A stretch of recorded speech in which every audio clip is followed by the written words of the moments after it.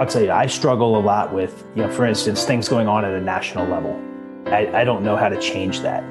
But what I do know how is break it up, and I can make an impact in my family and my friends, with my neighborhood, maybe in my city if I work really hard.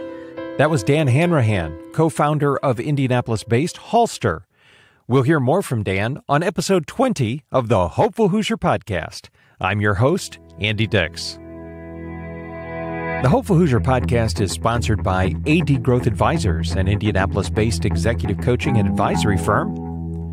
As a board-certified executive coach, I work with founders, C-suite, and senior executives and nonprofit leaders. One thing they have in common is they are gifts. Gifts are growth-oriented and committed to personal and professional excellence, inspired to pursue an idealistic, meaningful mission, fun to work with, tenaciously taking on challenges and resistance, and seeking to make a significant positive impact in our world. If that sounds like you, or the better version of you that you would like to become, then let's talk about creating your ABC growth plan. Let's see if there's a way for me to help you be your best at doing your good. To learn more about my growth-oriented approach to development, visit us on the web at adgrowthadvisors.com. You're listening to episode 20 of the Hopeful Hoosier podcast. What do you do if you're a guy who loves trucks and technology? If you are serial tech entrepreneur Dan Hanrahan, you drive a truck around mulch and lumber mills and try to envision a way for new technology to provide a solution that not only is good for business, but is also good for the local community. Dan and his Haulstrs at Haulstr.com call it spreading the good. I love Dan's infectious, hopeful, and encouraging approach to life and business. Listen in as Dan shares some true pearls of wisdom about doing good business, and doing a good life as well.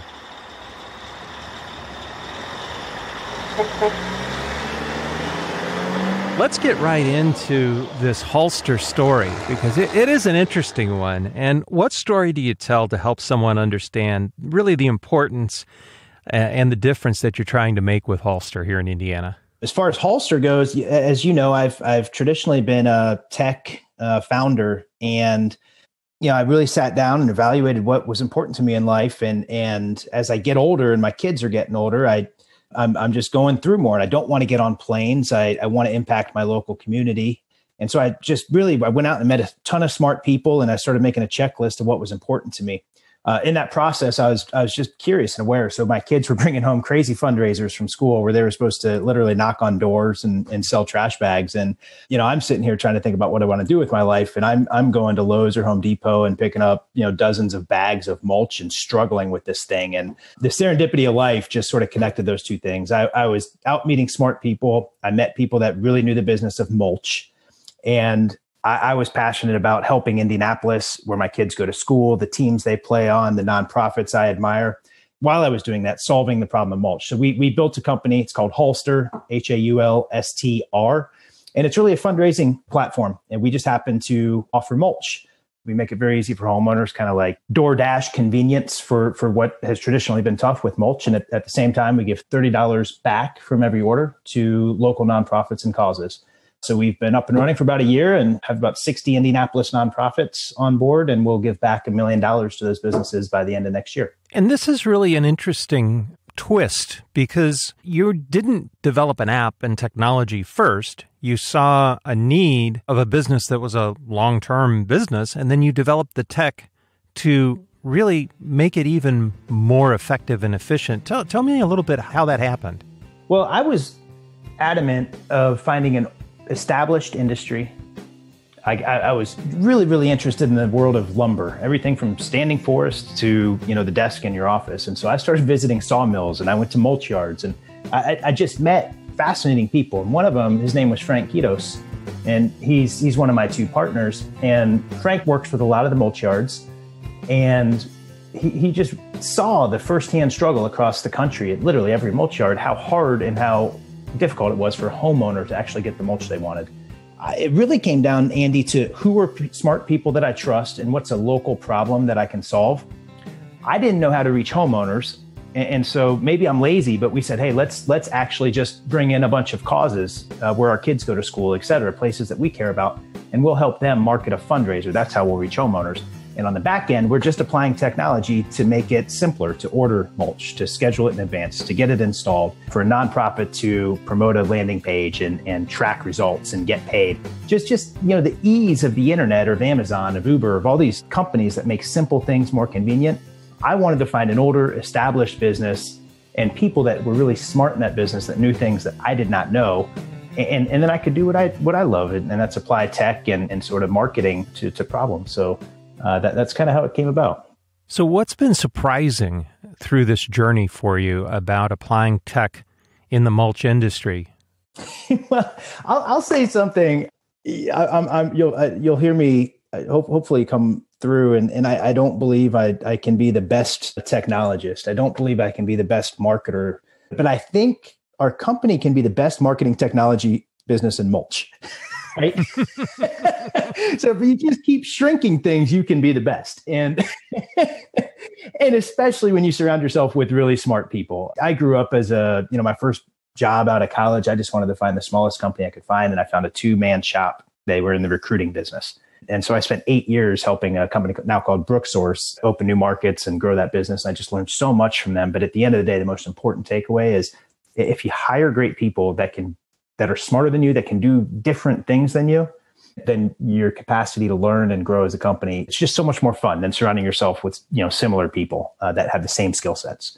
So I think that recruiting angle, that is like literally the foundation of any success that I've seen in the world, is your ability to surround yourself with a great team. And I'm not sure I'd been able to put my finger on that, but just, again, serendipity to start my career in the recruiting world, that was really fortunate. So having the right people is certainly important, but having a role that kind of fits you as a person is important too. And it's interesting because you shifted out of sort of the traditional tech office cube world and traded in for a pickup truck. Yeah. Tell me about that. I did. Actually, if I rewind the clock a little bit back to 2008, I had another similar transition, and I was getting ready to start a company, and I looked at a lot of non-tech companies, and I looked at a lot of tech ideas.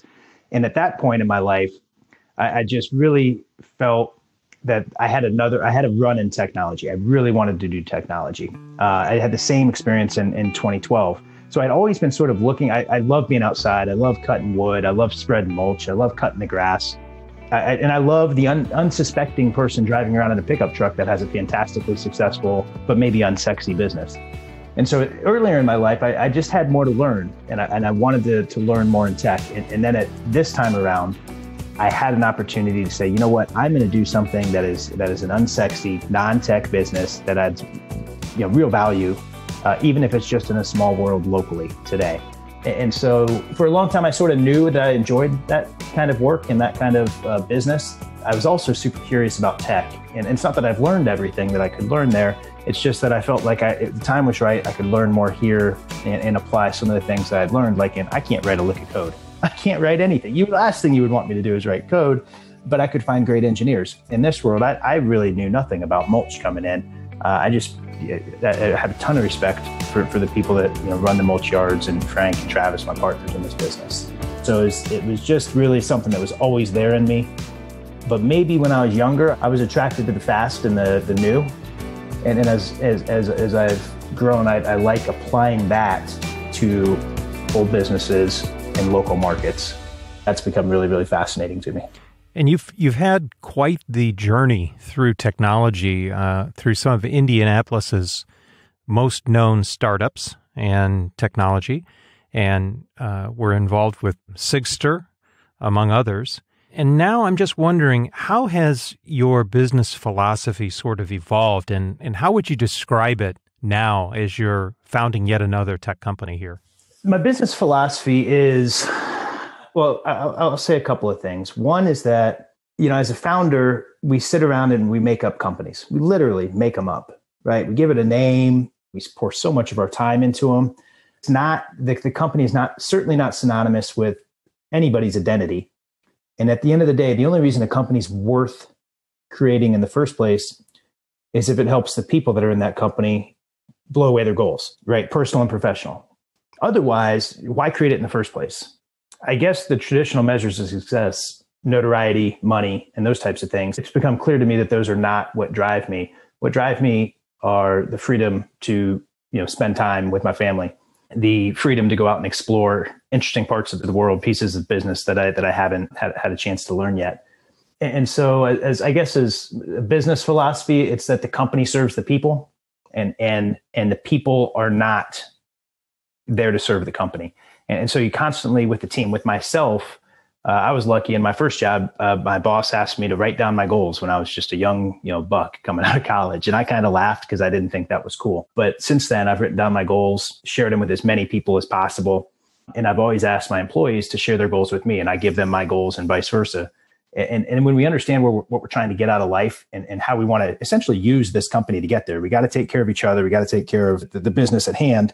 But at the end of the day, that company is there to serve the people and kind of not the other way around. So time is our most valuable asset. And if we're going to create a business, it better be a pretty darn good use of our time. And that raises another interesting question is if the business is there to support the people and to help them achieve their goals, and then the reciprocal is because they do that, they're able to support and achieve the business goals, what role is appropriate for tech to play in businesses these days? Yeah, that's something I've been asking myself, quite a bit. And tech for tech's sake, if I were to rewind the clock of all the tech or any business that I've started, the idea would be how do we provide something of value? And if we choose to do so, how do we get to a place where we're in control of our own destiny? Meaning, how do we sell more than we spend? Right? How do we get to profitability? And not just so we can make a bunch of money, but so that business can operate on itself. And I think that the value that you create, if you can't articulate that, right? Sometimes ideas that I've had have been wild tech ideas in search of a problem.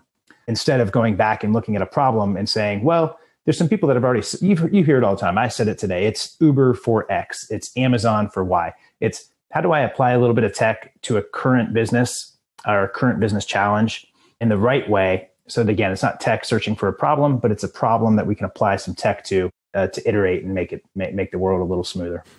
And then on the other side of it, you use tech to do good because your tech option allows your company to not only operate profitably, but also purposefully because you are able to use your technology to help other organizations fundraise. Tell us a little bit more about that. When we built Haulstr, essentially we were building a fundraising platform. We could take out mulch and plop in just about anything. And when I looked at fundraisers, like what was really hard for them? Well, the hard part was like, if I don't know, maybe it's Mother's Day and we're doing flowers and at the school, right? All the flowers show up someday. Some volunteers has to coordinate all those flowers and then parents come in and, maybe they're going through the pickup line and they pick up those flowers and right, we give them to mom on Mother's Day or whatever it is. So the challenge of fundraisers is that you had to coordinate volunteers and you had to have a physical product that you had to handle and distribute. And so we essentially built landing pages for each of our 50 causes that we support in Indianapolis. And then we spoon feed them marketing content, literally copy it, paste it, put it into Facebook, your email newsletter, enter the link to your landing page. So Haulstr.com/St. Matthew's School or Habitat for Humanity or whatever it is. So each of our causes has a landing page. Then we give the cause marketing content that they share. And then when a homeowner clicks through and buys mulch, it's really easy. We pay $5 per yard of mulch ordered or $30 back to the nonprofit. And homeowner gets mulch when they want it. And if they want it installed, it all happens seamlessly. So it's not that we've reinvented anything, right? The homeowner is still getting mulch. It's just much more convenient. And at the same time, our causes help us reach homeowners and we get to give back to them in a really meaningful way. So again, it's all technology that had existed and it's industry that had existed. It's just sort of applying them in a new way. So if I were going to be coming to join the Haulstr team and we had just a couple of minutes to sit down and you share the vision and the values of the company, what would you tell me to get me fully on board and to become fully Haulstrized? Choose local. I mean, that's one of the reasons I became so interested in your podcast and other people in Indianapolis that have a local angle. If we can influence our neighborhood and our city first, boy, those are the places that I spend the most time, and that's the most meaningful for me. So it's not that Haulstr has to stay in Indianapolis, but when we go to other markets, which we will this year, people in those markets will go find causes they're passionate about and they'll replicate our model, which is great. But choose local, spread the good. Like initially, you could come in and order directly from Haulstr, or you could order through one of our causes. We got rid of that. Every single order goes through one of our causes. And if you don't want to choose one, then that's okay. We put a bucket of money over here. And at the end of the month, we choose the cause that's most worthy and we donate that to them. So literally every order, we donate back to a cause, regardless of whether it was direct or generated by them. So it means a lot more to choose local, to spread the good. The third is keep things simple. And the fourth is experiment, right? Where it's classic software stuff. In software, it's a minimally viable product. Like what's the smallest piece of software that you can build that adds value in the world? Get it out there and grow it. For us, it's what's a quick experiment that we can run in Indianapolis. Like this year we did firewood, and it was really successful and gave us a fall fundraiser for our causes that we support. So those are a few of the things. Like just always keep your eyes open, keep looking, choose local, and think about a cause that's bigger than yourself as you're going through that work. When you kind of reflect back on the year that was, what did the virus and the pandemic response really force your company to learn? Oh, it's crazy. I mean, we literally started the company in January. We built the website. We recruited all these causes. We were ready to roll, and March came around, and that's mulch season. The first, that's right about the time everything shut down. So I was super pumped. I'd printed out yard signs. I printed out flyers for all of our schools that we were supporting. And literally they closed everything. Like all the schools were closed. And I was just like, oh man, this is crazy. And at first, like anybody, you kind of look at it and you're like, woe is me. But at the end of the day, it was just a momentary fleeting feeling. My family was healthy.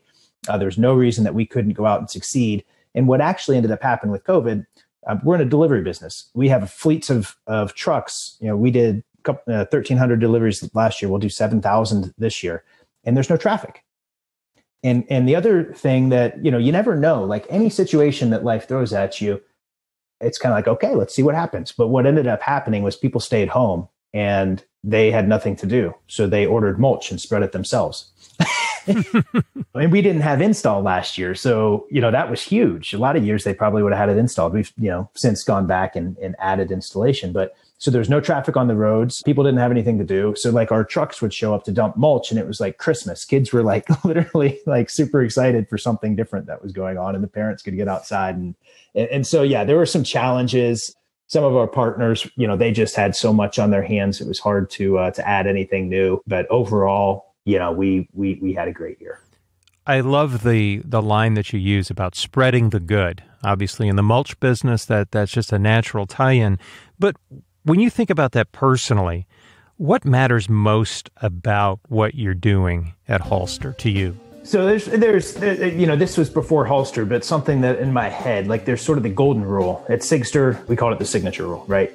But what it, at Haulstr, it's spread the good. But for me personally, we only have so much time. And for me, it's the greatest net good.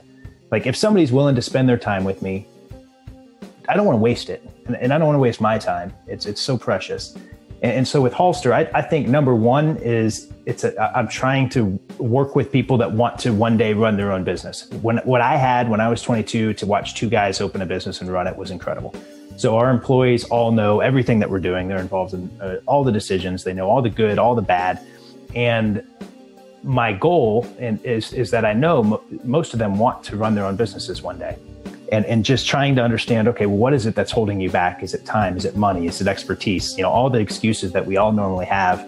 And so if Haulstr can be a platform to launch new businesses, for instance, we want to break out our trucking business.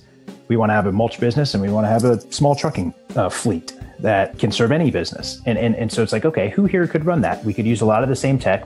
We could use Haulstr as our biggest customer and have 7,000 deliveries immediately available. Does anybody want to do that? And so using Haulstr as a platform for others to launch their own businesses or to learn and then go away and launch their own businesses If that happens and 10 years down the road, there's a handful of businesses we've created and a handful of people that we've worked with that have had the opportunity to go out and do something on their own, that would make me really happy. Dan, you're a really rare breed here in Indiana. You're not only a tech entrepreneur, but you're a serial tech entrepreneur. What, in your experience, have been some of the maybe advantages and disadvantages of being a startup entrepreneur here in Indiana? Well, at the end of the day, go back to what I said before, it all comes down to people. And no matter what kind of business you're starting, you need a lot of help. And I've been really, really lucky to do that in my hometown, right, where I know a lot of people and we're all super friendly and eager to help, right? So I've had a ton of help in the city where I have the best relationships. So that goes without saying. But specifically Indiana, there's incredible talent here. But the cost of living is such that I can recruit a handful of engineers that live a fantastic life. For what a company on the coast, right, it would cost double or triple. And the loyalty too, like in Indiana, a lot of the people that I worked with in 2001, I still work with today. Maybe not directly in Haulstr, but the loyalty that exists and there's less sort of job hopping. So those are a few things, right? Just a friendly, help first sort of attitude. Cost of living that's incredible and talent that's amazing, and at the end of the day, it's where my relationships are. So there's nowhere that personally I could have been more successful than in Indianapolis. Do you feel like you're missing anything career-wise or professional development-wise by being here and not being out in Silicon Valley or someplace similar? No. And I don't know if it's a chicken or the egg thing. I ended up in, building a couple of initially e-commerce technology. And then the second company was marketing tech. First company was acquired by ExactTarget. And maybe it was just lucky. Maybe we started that company because there was marketing tech talent and expertise in Indianapolis. But I didn't know anything when I got into those businesses. But guys like Chris Baggett took a phone call when he had no idea who I was. He was one of the co-founders of ExactTarget. And he helped me understand that instead of taking $250,000 for that as an investment for that first company, maybe I should just take $125,000 and see what happened. And that was enormously helpful. And then ExactTarget acquired that business. And then with Sigster, High Alpha, and Scott Dorsey, and Eric Tobias, and Mike Fitzgerald, and Christian, we were the first company to launch out of High Alpha. I had those guys literally in my business all day. I was learning at warp speed. So, if I was in Nashville, I'd probably be in health tech or music or something, right? And Indianapolis has such a flourishing tech scene because of the marketing tech world, but I think there's so much more going on today than just marketing tech.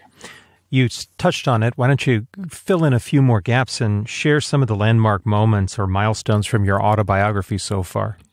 I would say coming out of school, my dad had always, he'd been with the same company since the day he graduated. He passed away 3 years ago, Thanksgiving. And the reason I share that story about my dad is because I said, Dad, I don't want to work at, John Hancock or these other big companies that were on campus interviewing. I said, I just want to work at the smallest company I can find. And to somebody who had a career like him, he probably should have said, well, that's silly. That's not very responsible. We just helped you get through college. What he said was, only dead fish swim with the stream. And I was like, Dad, what in the hell are you talking about? And he sort of had these ways. He ended up calling them pearls of wisdom, and he would write them down for me every now and then. When he passed away, I dug up some of those things. But basically what he said was, don't do what everybody else is telling you to do. Find your own path. And as a 22-year-old, I immediately stopped and had just such a great respect for him. Now, everything that he said, he wasn't trying to tell me to do it his way. He was encouraging me to go find my own path. And I think it's such a good example of, my way is not necessarily the right way. It may not be wrong. In my career, I'll give you one example. At Sigster, the company got to about 50 employees. I had the conversation with the High Alpha guys when we started the thing that, boy, I know I wanted to grow it to about 50 employees. That's what our last company was. It was a lot of fun. I don't know if I'm as smart as Scott Dorsey and want to grow it to a bajillion-dollar tech exit. And so we got to that point, and lo and behold, I wasn't having as much fun. And I had to walk into my partner's, my investor's office and say, guys, we got to hire a CEO. There's somebody that can do this better. There's somebody better at process and product and some of the things that I'm not really enjoying. If we can get that person in, it might be hard, but I can focus on what I love, and that's building new things. And so we brought in a new CEO at Sigster, and I had to hand off the company I founded. but I wanted to do that. And I was so much happier at home and everything else. So that was a big moment of kind of looking at yourself, trying to understand what makes you happy and being okay with the things that you don't enjoy and maybe you're not that great at. And Sigstr's off, and they had an outstanding exit. So those just a couple of things, my dad, and then that sort of transition at Sigstr, those were big moments in my life. And then you took a interesting chapter out of Henry David Thoreau's life, and you built a log cabin in the woods and decided to live simply. Tell me a little bit about that story. I did. Another moment where I probably, every sign was saying, hey, just stay where you are and you're in a great spot. Why would you change it? Our company had been acquired by ExactTarget. I had been at ExactTarget about a year, and it was St. Patrick's Day. We always have a great St. Patrick's Day party. And my wife knows I'm just kind of crazy and like have wild ideas sometimes. And so at the end of that night, I was, Jenny, I think I'm going to quit my job. It's such a great company. I don't know what I want to do next. Let's move to Bloomington, where we went to college, and build a log cabin. We had 2 young kids at the time, and we'll figure it out and just have some time to decompress, figure out what's important, and go. And she should have just said, hey, you're having a midlife crisis. Go to work tomorrow. And maybe you've had one too many Guinness. I don't know. But we did it. And we built a log cabin. We bought some land in Bloomington, split a bunch of wood, and then just got back to the creative process and came out of that experience in 2012 with, Sigstr ready to rock. This is how I made that decision. I was like, on my deathbed, I'll look back. Will I regret not staying at this wonderful company and having all kinds of success and money? Or will I regret not taking some time before my kids are kindergarten age and being able to break away and get back to the woods and really connect with my family and come out of there and do something really meaningful next? And so that was one of the best years of my life. Often people, when they talk about startup CEOs, they say they're either interested in being in control, they call it the king, or being very wealthy, and you can't do both very often, being a wealthy king, because the startup world is just not set up to do that. You have to surrender control a lot of times in order to end up wealthy and get a nice exit payout. How did you finally come to terms that you are, in fact, going to probably be a serial startup person, and that's your sweet spot in life? Well, it's probably about a year and a half ago. Again, I've had these transitions in between where I've had some time, like we built the log cabin. Then after Sigstr, I had a few months to really think about what I wanted to do. And I had a checklist of, every day I'd come home with some new company, and I'd met some smart person, and my wife would listen to my ramblings about how great it was. But what I started to do is ask why, like, what about this is exciting to me? And then I had a checklist of 3 things. I'm the worst process person in the world, but I had a bit of a process here. And it came down to the 3 criteria that I evaluated every business against, and I would score them across all 3 of these. It was, is it a business that should be operated locally, where we can make a big impact locally? That was one. The second was, does my family actually understand what in the world I'm doing? That was a crazy checklist criteria, but I wanted to talk about, like, they were so bored with what I was doing before, especially my kids. And then the third was that it would really leverage what I knew, right? But apply it in a new way, right? So could I apply, things that I know and enjoy, tech, startups, marketing, in this business to be successful? So those were my 3 criteria and none of those were money, right? I wanted to find a problem that we would not need outside investment, and we could grow organically and be in control of our own destiny. I loved my experience with High Alpha and venture world, but I thought that we could build a different kind of business here. So those were the things, again, local, family, and leverage the things and the people that I knew to make it successful. So now let's follow in your father's footsteps just a little bit. And if you had to give Dan's pearl of wisdom on your definition of success, what would you say that is? Time well spent. Tell me some more about that. Well, do you really know what makes you happy? Have you really taken the time to understand the why, what your goals are? Have you shared those with a lot of other people that can challenge you and ask you questions, the people you love and respect, not just the people that you're working with? And after they ask you the hard questions and you kind of have your North Star, that makes it really clear and easy to understand how to spend your time. again, I always, we're all right. We all only have so many seconds, minutes, and hours. And I waste time just like anybody else. Don't get me wrong. I love watching a sports game. I love, having a beer or coffee with a friend, like, and recreation is great. I'm not saying I'm so deliberate and everything, but just, am I making progress towards that why? And is my time in the workday spent, in that endeavor? Learning, growing, being curious, having the freedom to pursue the things that are going to get you closer to your goals. Success to me is, are you in control? Like you said, you can be in control or you can be really wealthy. I can't be in control of much, but I can be in control of how I spend my time and how I choose to do that, and try to be more thoughtful. I'm not always great at it, but I'm trying like heck to do that better. You give back quite a bit to help mentor other startup entrepreneurs here in the state. What's the most frequent piece of advice that you offer them? Well, I think there's sort of two groups of people. One are people that want to start a business, but something's holding them back. And to those folks, it's really, you don't have to do it all right away, right? What is the number one thing preventing you from running your own business? You see it, you want to do it, let's go. And that doesn't mean you have to quit your job today, but like my advice is what's one step, what's one, right? If you need to get to the top of the mountain or the top of the staircase, it's one step or one foot in front of the other. So what's one step that you can accomplish this week? If you don't have the expertise, can you connect with somebody on LinkedIn and just ask them humbly for some help? If you don't have the time, could you put a TV show aside that night and jot down a few goals you have with the business? If you don't have the money, could you do it on the side, or could you reach out to some folks that might be able to bring something to the table? So what's one step, like what's holding you back? What's one step this week you can accomplish? And if you keep doing that, you'll one or two things will happen. You'll figure out you have to go do this and there's nothing that can stop you, or, oh man, that's not something I'm going to get after. But if you never try, if you never take that first step, you'll never get there. So I do that every day, with the other group of people, folks that are actually in the business and that are running the business and in the fire every day. It's a little trickier because it's a little bit lonely when you're in the fight, and you can't necessarily go to your employees and tell them your greatest fears, or you're supposed to be motivating and leading and have it all figured out. But I don't really subscribe to that, and being vulnerable and being honest, but confident about the direction with your team. And then also finding somebody else, maybe it's even somebody outside of your team or your investors or whatever, where you can say, hey man, this is hard.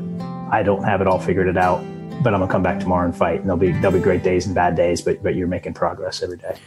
Dan, if you had to think about maybe 3 character traits that maybe not guarantee success for an entrepreneur, but actually puts them in a better position to ultimately be successful than others, what would those 3 character traits be? I've thought about this a lot. One, you mentioned Henry David Thoreau, self-reliant. Seeing a path, wanting to follow that path, no matter how many people tell you no. I respect your opinion. I want to learn more, but this is my path. So self-reliance coupled with curiosity, just finding people that are different than you, that have a different opinion, asking one level deeper. So seeing something new and just trying to understand it and learn about it. So self-reliance, curiosity. And then I think the third one is you got to be weird. Like not like strange, like creepy, but you've got to be a little bit bizarre. And by bizarre, I mean weird, I mean interesting. You have to find the niches in the world that are fascinating, and be okay with being weird. And when I say that, you might be the only business guy in a room full of software engineers. You're weird to that group, right? If you're not weird, if you're the only software guy in a room of software engineers, you're the only business guy, or that you're just a business guy, and a bunch of salespeople are all around you. You're normal. And if you're not willing to be a little bit weird and curious about people that are different, but be comfortable with that and rely and trust yourself, entrepreneurship can be really, really difficult. So those are the 3 that I go to: self-reliant, weird, and curious. And dealing with doubts is something that every entrepreneur has to do. What's your prescription to help deal with those 3 a.m. moments when you can't sleep and the problem doesn't seem to want to go away? I rely on one of 2 things: either my family or getting out, for a long hike, doing some work outside, just physical, close to nature sort of work. Right. If it's all business all the time, I would burn out. Some people, you'll hear the war stories of how many hours somebody working 80 hours. I've never worked 80 hours, and I don't want to work 80 hours. I don't think you need to work 80 hours, but just, being able to work hard and diligent when you need to work. But then, I woke up at 2 a.m. last night. I jotted some things down and I caught up on some sleep. And, tonight I'll take my son to basketball practice, and this weekend we'll get out to the woods with the family. So just balance. And for me, it's, family and, getting outside. Dan, you're somewhat of a dynamo of a person.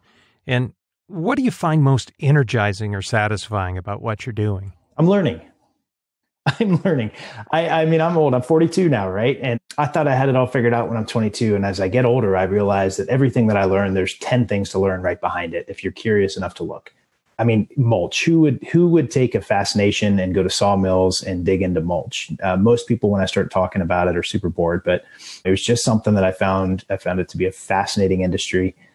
But I could go probably deep on just about anything. And I'm just curious. And so that's what keeps me fired up, is if I'm learning new things every day. So what about the role of running this company actually brings out the best in you? Well, the smaller a company is, the more I'm enjoying it. And I know Frank will likely run this business, and that is great. And that is who should run this business. And as we get into this business, I mentioned earlier that we should probably break out our delivery business, and it should be a fantastic business all on its own. A lot of people would look at that and be like, oh man, I just went through all that for a year and I wouldn't enjoy that. For me, it's more like, okay, this business is doing pretty darn well, and we've got a great person that can run it. And if we can launch this business, we've kind of got an unfair advantage to reuse some of the resources from Haulstr and actually help Haulstr be better. So that's really exciting. It's just, if Frank will run this business, we'll start the trucking business. I'll have somebody at my side when we start the delivery business, and they'll ultimately take that over. And, other people tend to be more comfortable as things get more process and success behind them. I'm more comfortable when you got everything left to figure out, and you're messing 5 things up and doing them wrong every day, but you're getting 10 things right and making progress. So what gives you the greatest sense of accomplishment? Watching people around me grow. And knowing that we've grown, it's not like I had a big influence on that, but just, we created something from nothing. And one of our first full-time employee, she's a girl named Poe. She had always been in sort of a prospecting SDR role, and she wanted to be a marketer. And so I said, Poe, you're a marketer.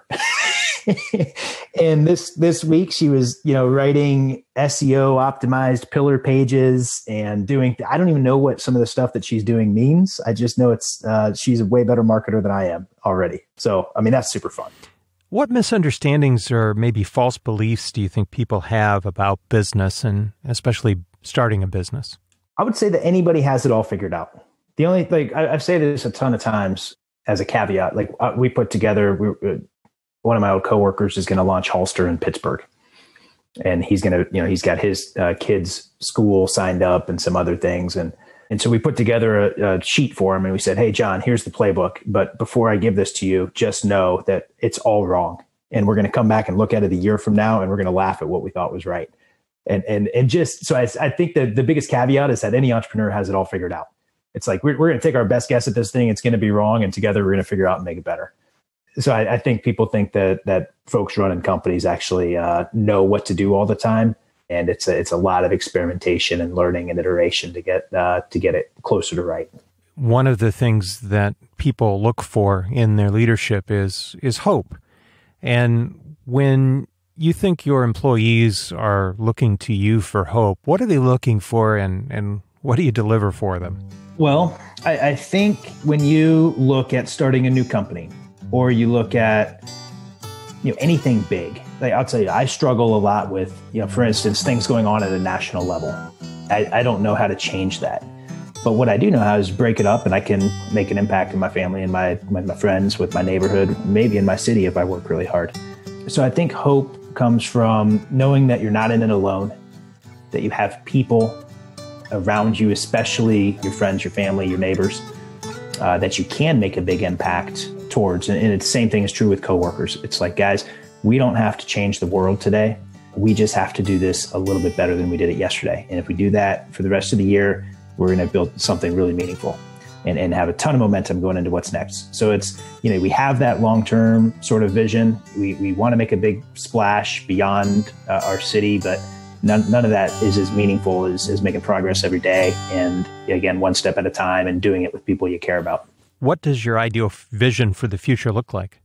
I like an ecosystem in Indianapolis where people that want to do things differently, that want to start their own business, that want to build something, have a network and a support system and a mentorship group where they feel like they can go do that, and not in an investment. But it's like, hey, I asked a lot of people who shouldn't have taken my phone calls along the way for help. And a lot of people gave me help. A lot of people, were busy and had other things going on too. But to just make that sort of, if I want to be an entrepreneur, no matter what the business, there's a support resource here for me. It's been so meaningful for my family and my career to have that kind of help. And I'd like to see that a little bit more easily accessible to others who don't know how to take that first step. What's the number one way an individual can make a substantial difference in their local community?